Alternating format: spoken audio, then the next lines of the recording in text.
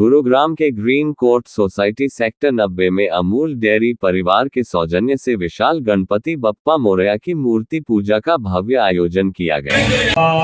सभी परिवारों ने भजन, कीर्तन, हवन, दांडिया, डांस करके गणेश पूजा का आनंद लिया। सभी सोसाइटी परिवारों ने बढ़ चढ़कर हिस्सा लिया। नई सोच से एडिटर दीपक खोसला की रिपोर्ट।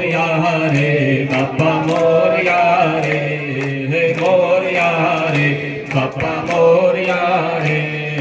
मोरया रे, बाप्पा मोरया रे, मोरया रे, बाप्पा मोरया रे, मोरया रे, बाप्पा मोरया रे, मोरया रे, बाप्पा मोरया रे, मोरया रे, बाप्पा मोरया रे, मोरया रे, बाप्पा मोरया रे, मोरया रे, बाप्पा मोरया रे।